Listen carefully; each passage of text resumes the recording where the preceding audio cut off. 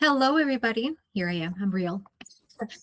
Welcome to Wealth Flows and Trusts. Today, I really want to make sure that you get the most out of this webinar. So it's going to be with engagement. We're going to be giving you lots of tools. I expect active participation because that's the best way that you learn all those important things that you need to speak about with your family members. So why do I do this? I do this because we as lawyers actually have a creed of professionalism that says that we have a duty to promote the public good and public service. And I want to educate you on not making the mistakes that I see in court. I don't want you in there. I don't want your family in there. I'm also a nerdy natural born teacher. I often tell people that I practice teaching through the practice of law. And I'm also a mom, a business owner, like everyone else, I'm a human. But I want to protect and prevent families from ending up in the worst kinds of conflicts. And those almost always arise out of a death or the incapacitation of a loved one. So let's get started. All right. Number one, please remember, you can put your questions in the chat. I will address as many as we can get to within reasonable time because I want to make sure you can go and have dinner with your loved ones and do all the things that also make up part of your life. And so put your questions in the chat there.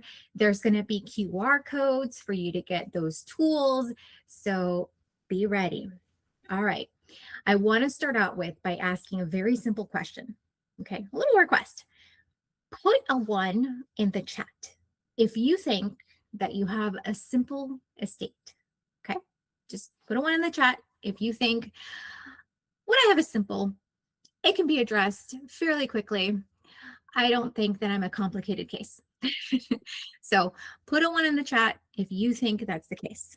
Okay, all right, because this is how most of the general public sees themselves when it comes to estate planning. So now, having done that little inquiry for you, we're going to hop into the first working through learning process. Okay, we're going to have 3 sections where I'm going to ask you some questions.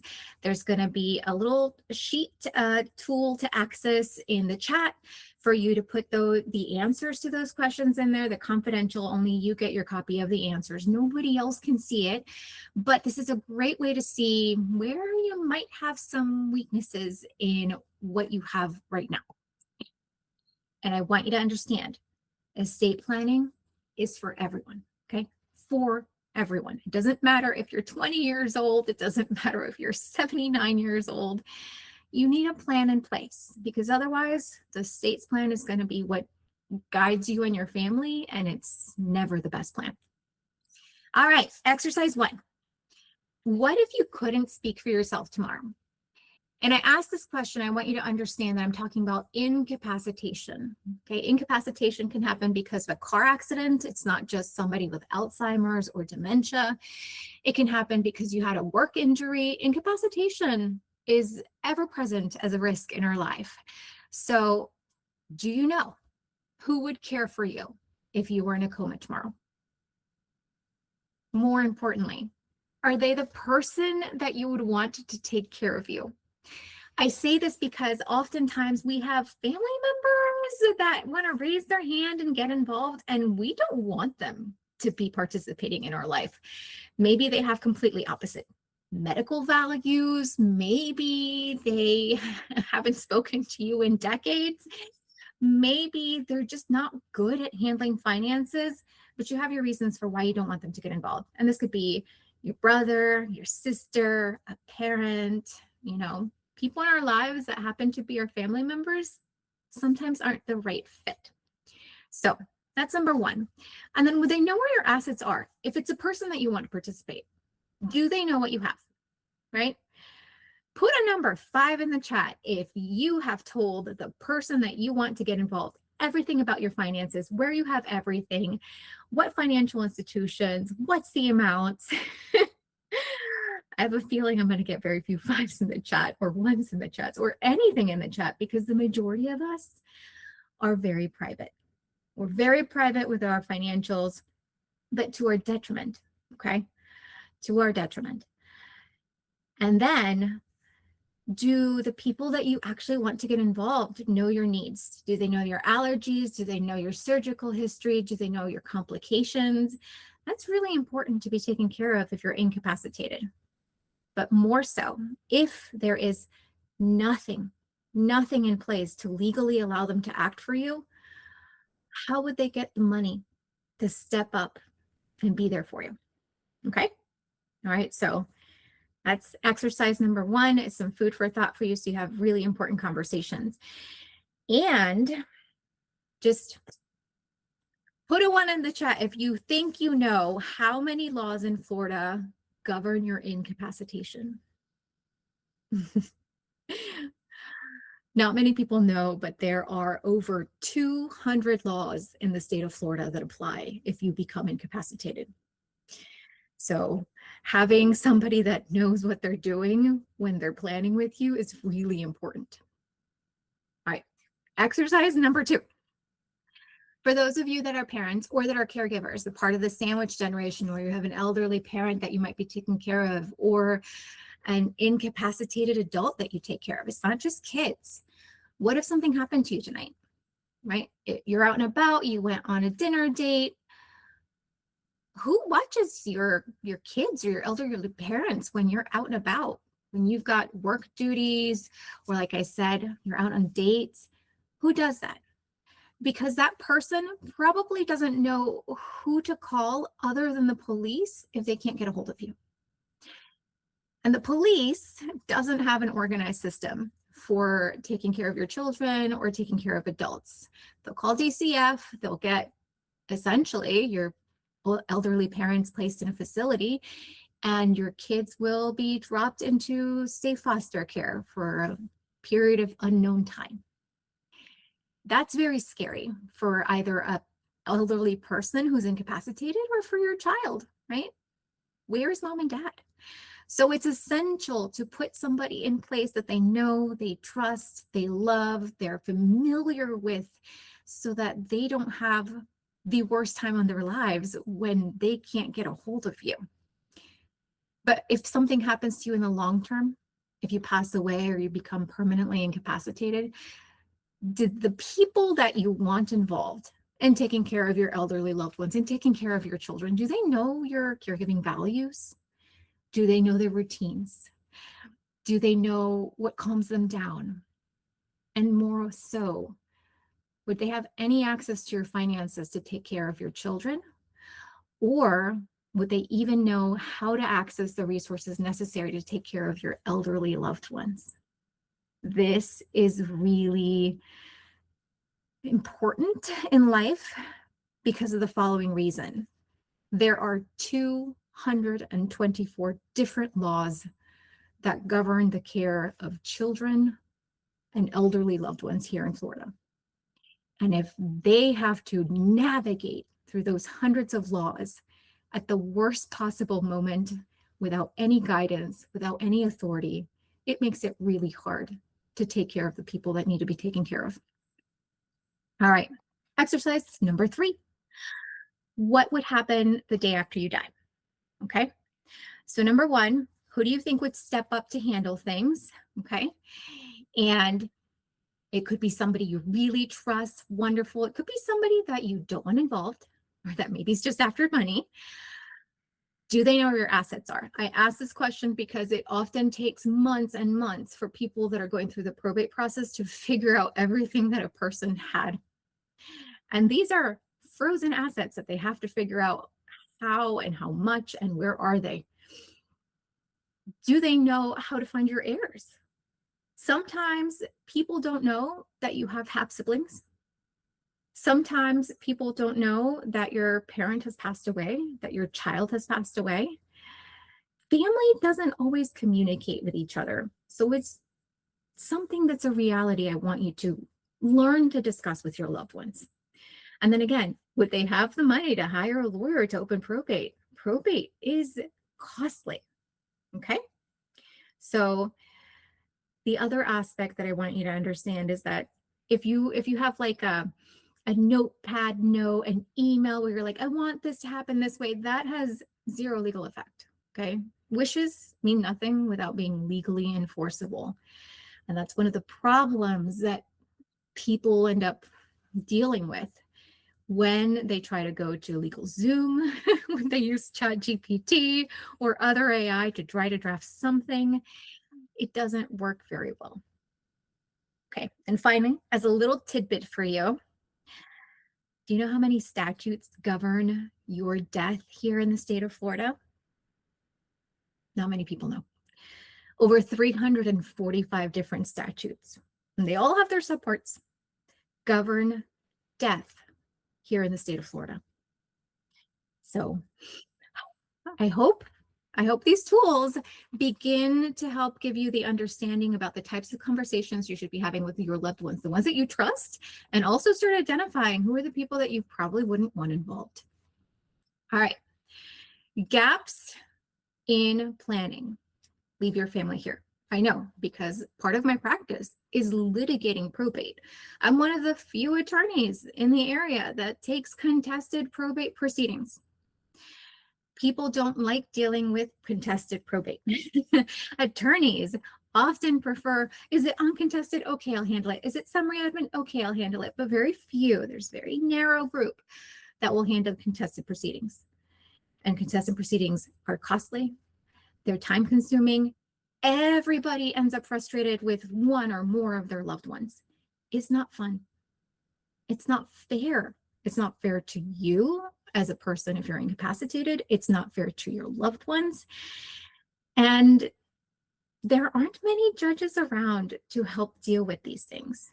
Give you an example. Hillsborough County, Florida. Okay, we have over 1 million residents in Hillsborough County, Florida.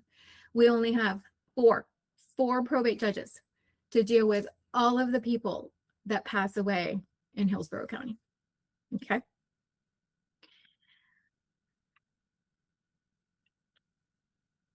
I think that we would all prefer that our family be here, that they be happy, that they be calm, that things be handled privately, that there is an opportunity to train the people that you've put in place to help you implement your plan. I think that's what your family prefers.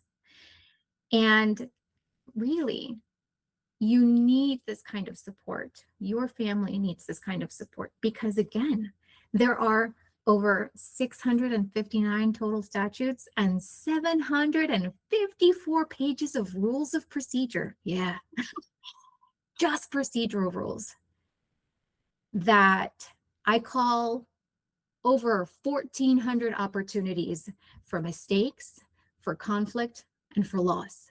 So if you don't know what you're doing, if that notary that filled out the form for you has no idea what they're doing, if your financial planner has no idea what they're doing, your family's going to end up here.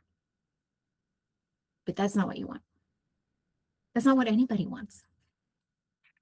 Okay, let's talk about some cheap planning mistakes that I see often, okay, and that I litigate. So let's start with joint tenancy with right of survivorship. This is a very common one. People think, oh, I'll add my son to title with me, and then when I pass away, my son will get title. Except now you've affected your homestead exemption. It went from being full to now it's half. You've triggered a gift tax return because giving somebody half of the value of your house as a gift, which is putting them in title, is far more than the annual exemption amount. And now you've got to pay a CPA specialized in gift tax returns to submit that to the Internal Revenue. Yeah, it's due, just like an income tax return. So it's not great. And you've opened your property up to your loved one's creditors as well. Because if they're not living there, it's not their homestead. So that's an important thing to consider. All right, now let's talk about life estate deeds and ladybird deeds. People think that these are great tools for passing title to loved ones. Number one, the most common type of litigated partition lawsuits that I have between siblings or other relatives that inherited property together resulted from ladybird deeds. Somebody thought, oh, I'll just leave it to both of these and they'll have title and it'll be great and dandy, except once you pass away, maybe they stop pretending to get along. One wants to live there, the other one wants to rent it out. One wants to sell it, the other one wants to live there. And this causes litigation. So yes, these are problematic. Naming your son as a beneficiary and trustee, the only one, the only beneficiary, the only trustee. That is a problem here in Florida because we have cases that say creditors can reach those assets because they have full control as the sole trustee. Okay. So family wars, family lawsuits come from these types of cheap planning mistakes. And then finally, having no disability planning is really problematic. Okay. A lot of people go, oh, I have a will, and they think that they're done. A will doesn't do anything for you if you're disabled. Nothing. Not at all. It doesn't empower anybody to do anything on your behalf if you're disabled. And so not having disability planning essentially opens you up at the risk of having fraudulent transfers take place. People abusing the fact that you have some incapacitation to have you complete and fill out forms that you should definitely not be filling out.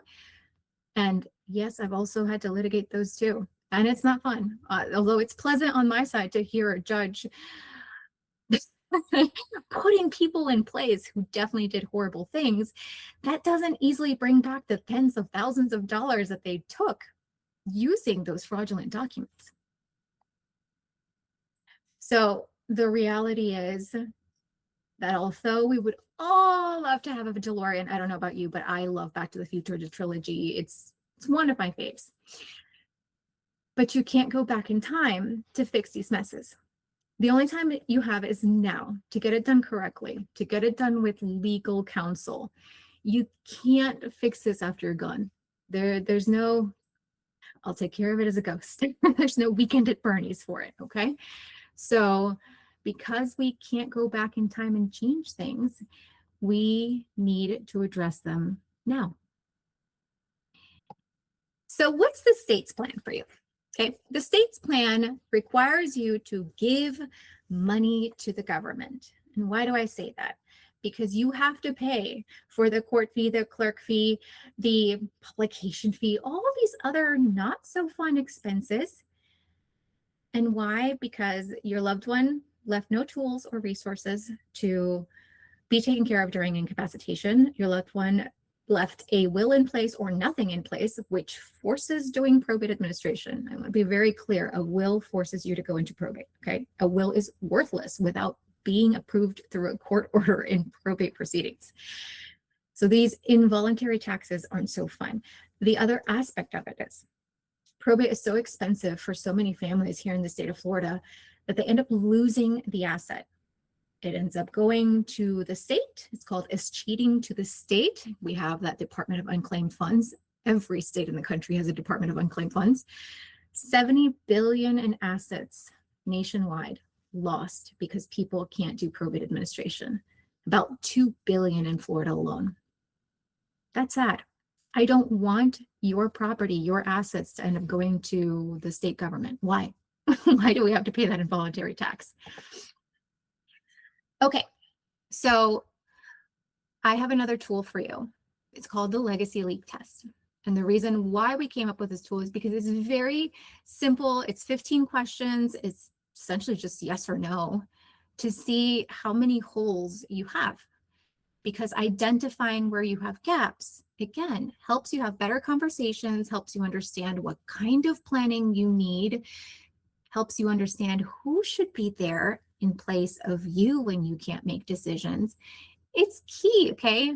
And knowing that all of those gaps create these problems you see on the screen that are fully preventable is why I go out there and I give these seminars and I love to educate the public, because you have all of these rights to make these changes. Not every country, not every state allows you to make the choices that Florida does if you choose to make them. All right, so let's get to it. Here's the legacy leak test.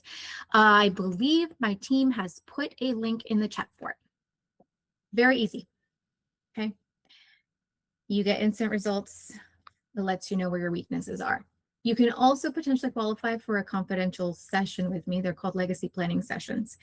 These sessions are about 90 minutes long, and we go in depth into what you have, what's at risk, and so forth.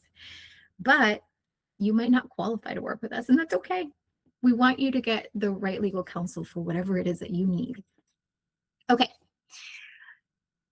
Depending on your score, use that tool to speak with your loved ones. Depending on your score, you may want to see if you want to reach out to our office to have a legacy planning session. Legacy planning sessions are those meetings, confidential, with a lawyer, where you find out what happens to you specifically based on what you told us. What happens to your assets? What is at risk right now? Not just with your assets, but with your health, with your family, with the people that are involved, the people that might get involved. Those are real things and they need to be discussed, but those are private meetings. So that's the legacy planning session. Because I am a counselor at law, here's my do something. You don't have to do it, but it's my do something. It's a golden ticket to just see if you qualify for that legacy planning session. You might not. That's okay. It's a 15-minute call to see if we're the right law firm for you. And if we're not the right law firm for you, we will often find a resource for you to go contact a lawyer that specializes in what you need. But don't lose the opportunity to actually have a professional do this, because 1,400 ways that mistakes can happen is a real thing. All right. Again, that 15-minute call, that's just to see if we're the right fit, whether the legacy planning session would actually work for you. Not every family is a right fit for us, and that's okay. But every family does deserve to know kind of where they stand and who they should be speaking to. And that's what my team helps you do as well. All right, let's go back to learning. So what are your planning options in the state of Florida? Well, you can do the default, the one that most people have if they have no plan in place. It's the Florida statutes. It's doing nothing. It's those 1,440 different fun possibilities for mistakes. It is the most expensive plan. There's downloading forms online. There's door lawyers. We're going to talk about all of these different options. Okay, so let's start with the state plan. Number one, if you're incapacitated, Florida does not have as a default, this person can make decisions and then this other person and then this other person. No, that is a misconception. This is the reason why the Terry Schiavo matter, or Terry Schiavo, I don't know if you've been a Florida resident long enough to know, but that was 15 years of litigation between a husband and her parents on what to do in removing life prolonging procedures. 15 years of litigation. And guess what? Her family, her parents just reopened it to petition to get information. Yeah, they're back in court.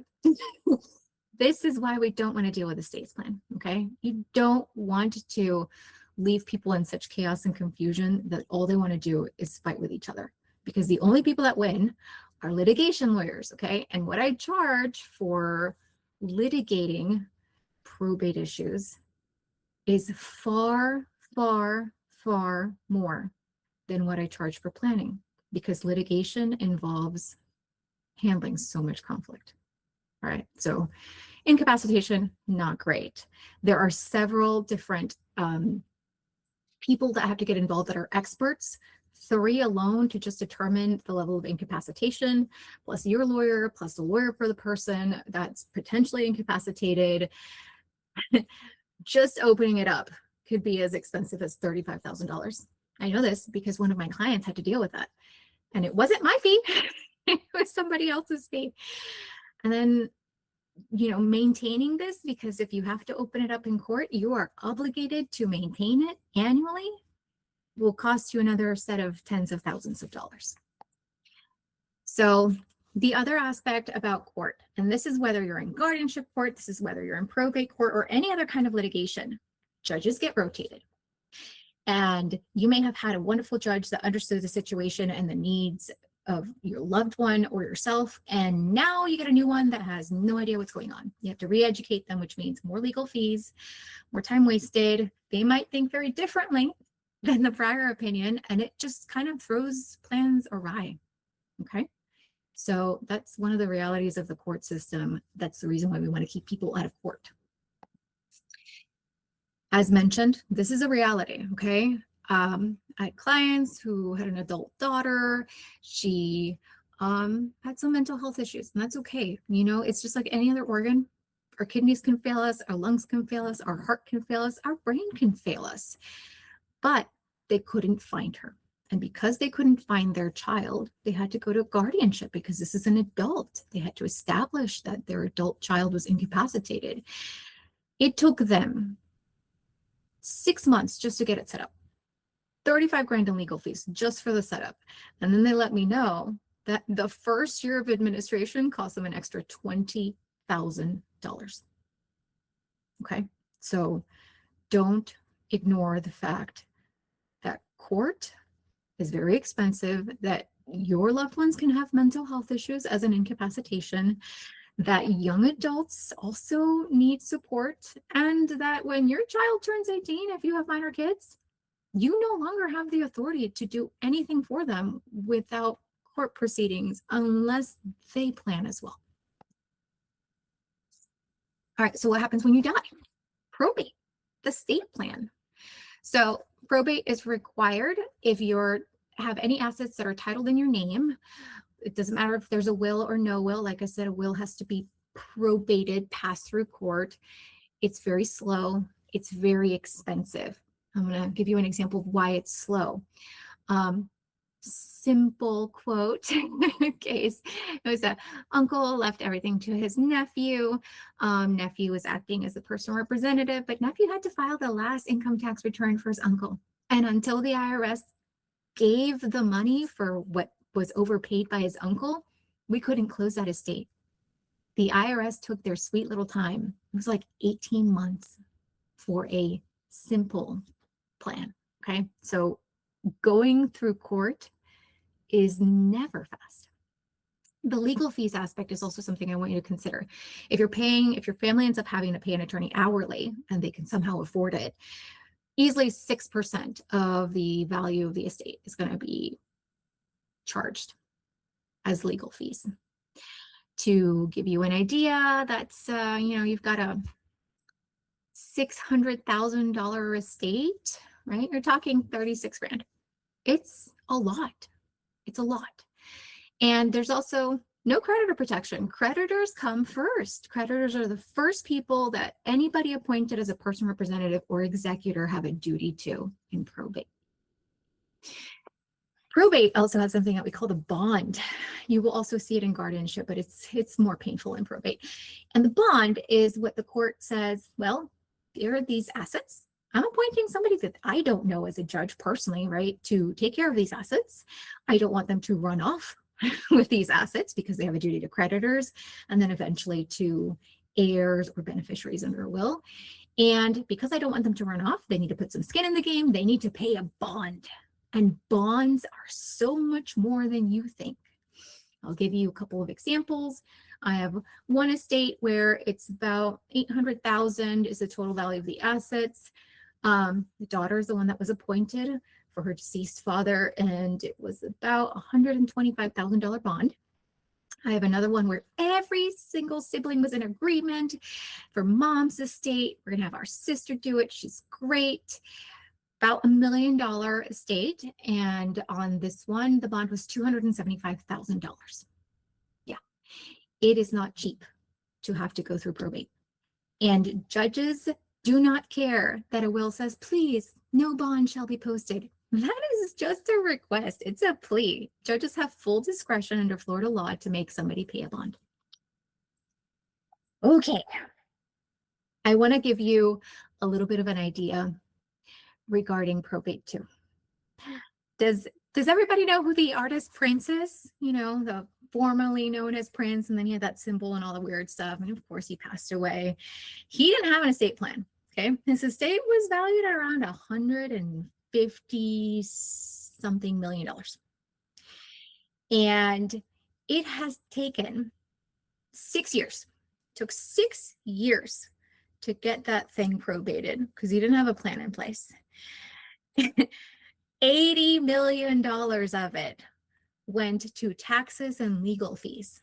So his family got less than half of what he left behind, thanks to him having zero planning. And this could be the reality for your family too, because if your family can't afford to pay legal fees, they're going to have to get a contingency fee lawyer who will charge not 6%, but 30 to 40% of the value of the estate to do it for your family. All right, so online forms. Online forms, I have been practicing law for 17 years. Never, ever, ever have I seen one without problems. Not once. I can give you a real life example of something I've handled before. There was this, wonderful, loving son who was there, lived close to mom. He downloaded a trust form. He's like, Mom, just, fill this out. It'd be great. It kind of worked while she was living. And it immediately stopped working after she passed away. Why? Because it did not comply with Florida law to be an effective, what we call testamentary trust. As a result, bam, everything that was in the trust fell right into her estate, which means a probate had to be opened. And it costs so far tens of thousands of dollars in legal fees to get that done. Why? Because, well, lovely son thought that he could do distributions. Here's the trust. Mom died. He distributed money, hundreds of thousands of dollars.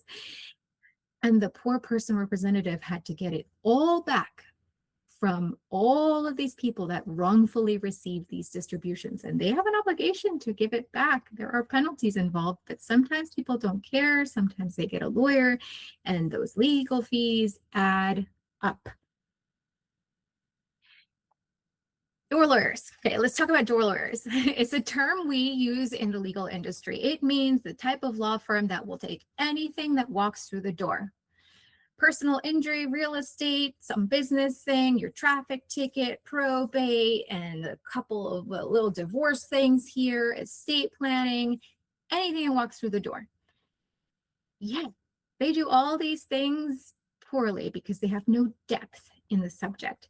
So they might draft what we call a simple will, power of attorney, healthcare docs, but they're just giving you paperwork. Okay, there's no protection in what they have. In fact, most of what they create ends up putting your family directly into probate proceedings, because somebody that doesn't have the expertise on those 1,400 different laws that can cause chaos isn't going to do the best for your family. So whenever you are thinking about estate planning, please go to somebody that does that in depth. They are not a door lawyer. They have serious experience with this.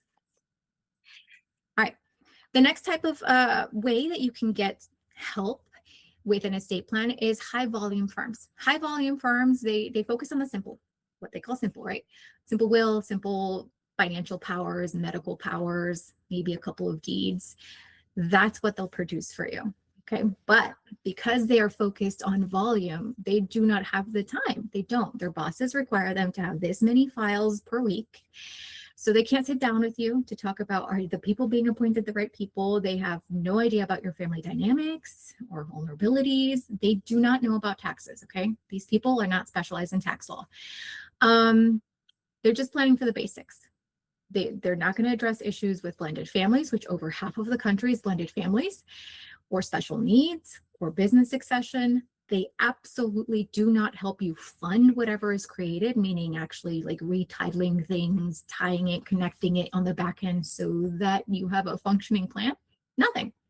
But they'll still charge you $2,000 to $3,000 to get these documents put into place. So that's high volume lawyers. Big law.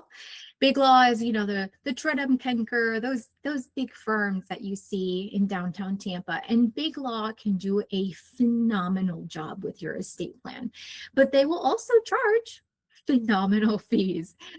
Senior partners at those firms easily charge $1,000 an hour, and you can get an associate, so a newbie lawyer 2-3 years in, who also has to charge a bill at maybe $500 an hour, but who will not have the expertise of the senior partner. If you go to them, they're going to focus the most on people that have taxable estates. That's kind of like their sweet spot.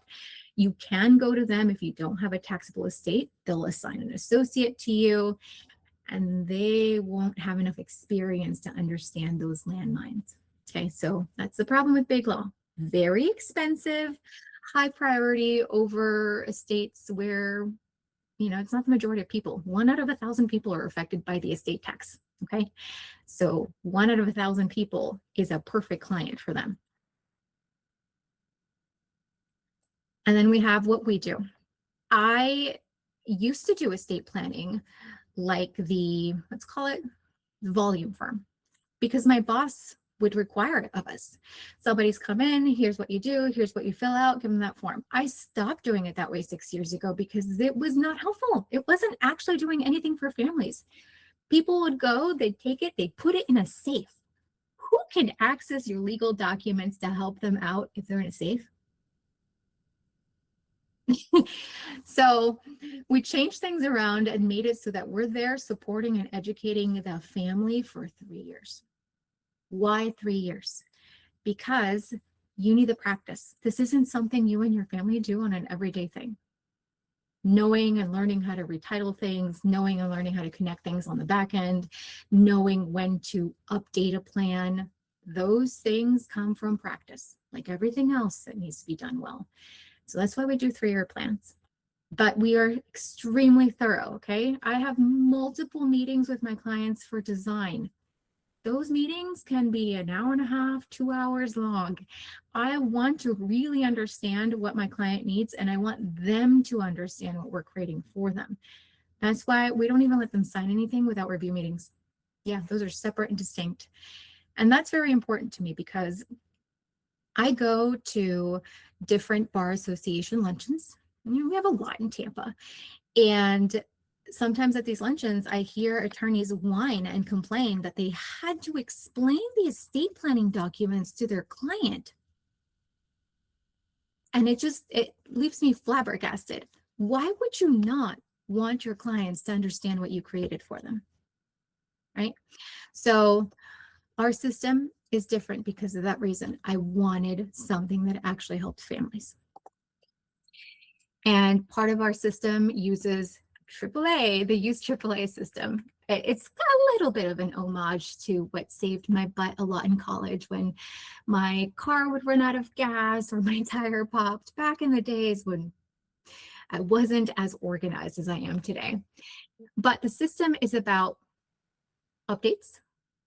It's about strategy. Okay, updates because you need to know when there are changes in the law. Strategy because things have to fit you and what you want to happen and also what you don't want to happen. Education. Without you learning and understanding, you can't make informed decisions. So that's why I focus heavily on that. Advice. Yeah, we have meetings. People come to us after they've signed their plan. They know in the 3 years that they can ask those questions so that they don't make mistakes, don't misadvise a loved one, and so forth. The accountability is what I call lovingly nagging our clients. We have very organized systems in place to contact our clients, to make sure that they're updating things when they're supposed to be updating them, to make sure that they're getting things put in place when they're supposed to be doing them. It's important. And then awareness. Awareness comes from understanding changes in the law, changes in your family dynamics, even after a plan is put in place, yes. And then realizing at which point you do have to change something, or going back to the plan that you've created and saying, oh my God, I put something in place in case this would happen as well. If you have a trust, you might think that it's enough. And a trust is not a plan. I've had clients that have come to me with trusts and I review them and I ask them a very important question. Okay, what did you put into the trust? And they look at me with this like dead glass eye thing. What do you mean? What did I put into the trust? Okay, if you haven't titled anything that you own into the trust, you have an empty and expensive paperweight. And I've had people come to me that paid $8,000 just for a trust, tell me that the attorneys that they had hired never, ever, ever took the time to put their assets into the trust for them, or even told them that they had to do this. That's not good.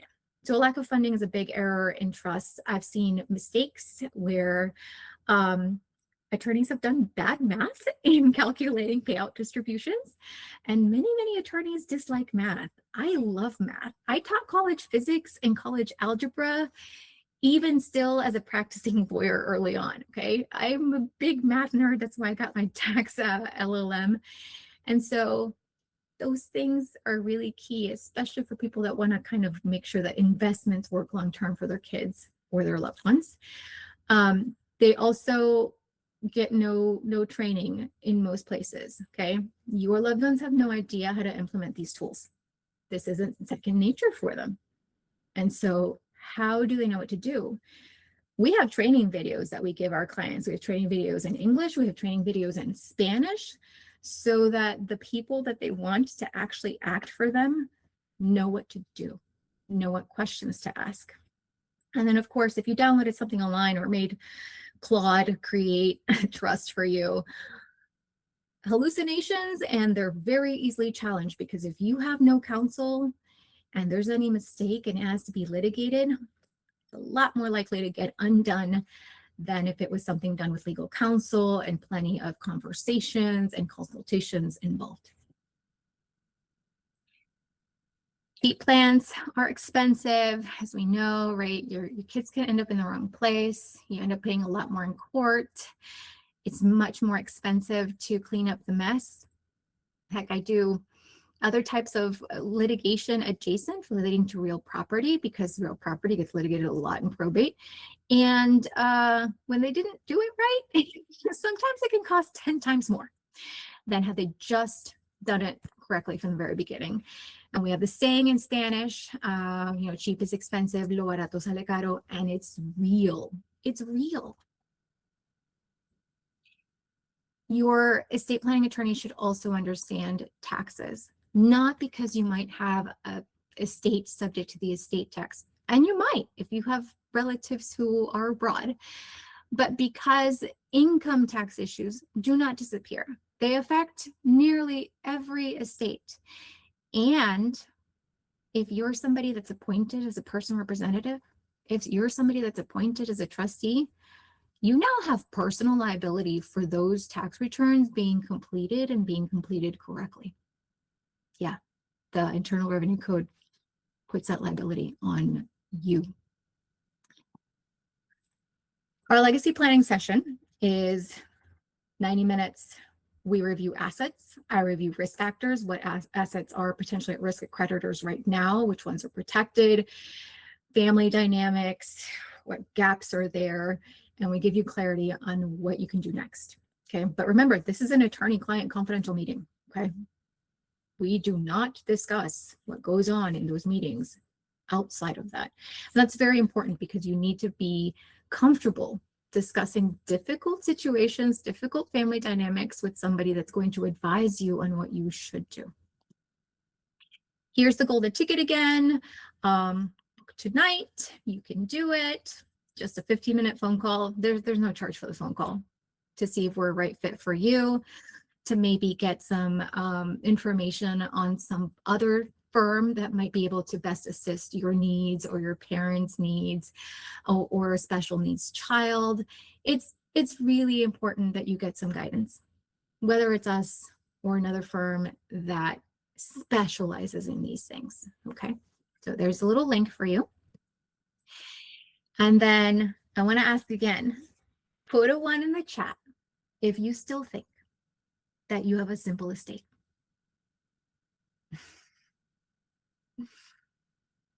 It's not simple. It's not. The probate code, the rules of civil procedure that are embraced in the probate code, the hundreds and hundreds of pages, the almost 700 statutes dealing independently with all of these issues that affect every family, are not simple. Okay. But remember, we don't have time machines.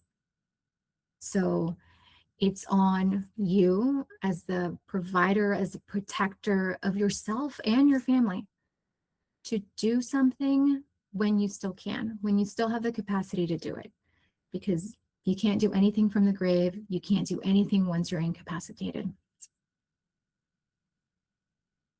There's that legacy planning session link again. I think my team has it in the chat. Again, you might qualify, you might not, that's okay. And I want to thank you for spending time with me tonight. You do this for your family. Okay. I know that you don't do this for me. I'm not a boring speaker, but I know that you're doing this for yourself and your family because you know that tomorrow is not guaranteed.